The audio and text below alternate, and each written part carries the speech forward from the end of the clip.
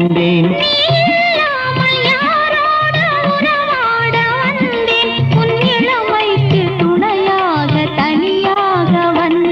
நான் மலரோடு தனியாக ஏன் இங்கு நின்றேன்? என் மகாராணி உன்னை காண ஓடோடி வந்தேன்.